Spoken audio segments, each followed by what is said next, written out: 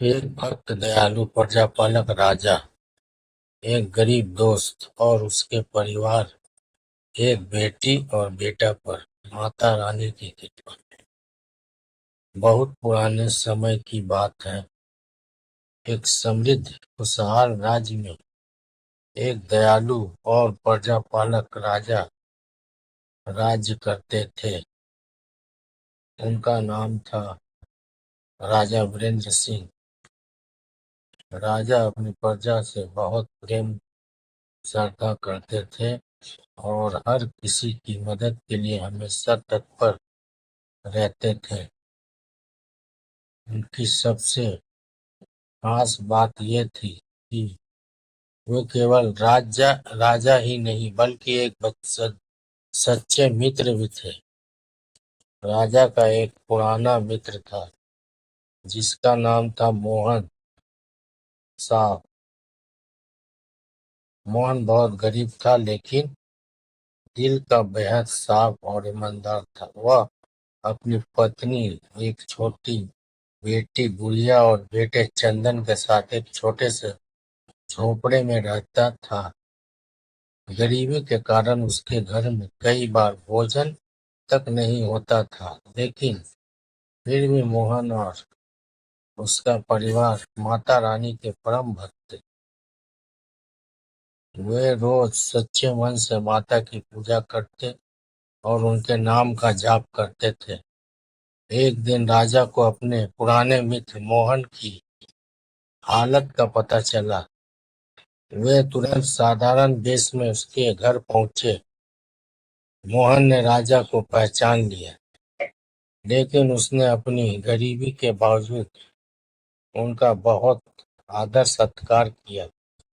यह देखकर राजा का हृदय भावुक हो गया। राजा ने मोहन से कहा, मित्र, तुमने मुझे कभी अपनी परेशानियां क्यों नहीं बताई?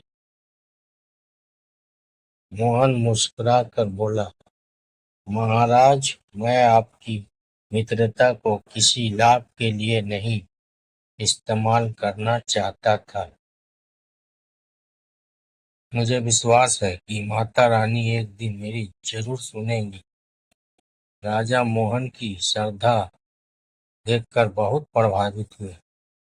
उन्होंने मन ही मन निश्चय किया कि वे अपने मित्र की सहायता करेंगे, लेकिन सीधे नहीं बल्कि उसकी आस्था को और मजबूत बनाकर। कुछ दिनों बाद नवरात्रि का पावन समय आया। पूरे राज्य में माता रानी की भक्ति का माहौल था। मोहन और उसका परिवार भी पूरे मन से व्रत रखकर पूजा कर रहे थे। हालांकि उनके पास पूजा के लिए पर्याप्त सामग्री भी नहीं थी। अष्टमी के दिन जब मोहन की बेटी गुड़िया बहुत भूखी थी, तो उसने मासूमियत से पूछा, पिताजी, क्या माता रानी हमें खाना देगी? मोहन ने प्यार से कहा, हाँ बेटी, माता रानी अवश्य भक्तों को कभी निराश नहीं करती। उसी समय एक वृद्ध महिला के रूप में माता रानी स्वयं उनके द्वार पर आई। उन्होंने कहा, बेटा, क्या मुझे थोड़ा सा पानी मिलेगा? मोहन और उसके परिवार ने तुरंत उनका स्वागत किया और जो थोड़ा बहुत था वह उन्हें प्रेम से अर्पित कर दिया। वृद्धा मुस्कुराई और बोली, तुम्हारी सच्ची भक्ति और दया से मैं बहुत प्रसन्न हूँ। यह कहकर वह अंतर ध्यान हो गई। अगले ही पल मोहन का झोपड़ा एक सुंदर घर में बदल गया और वहां अब अन्न, धन और सुख समृद्धि भर गई। उसी समय राजा भी वहां पहुंचे और यह चमत्कार देखकर आश्चर्यचकित रह गए। उन्होंने समझ लिया कि यह माता रानी की कृपा है।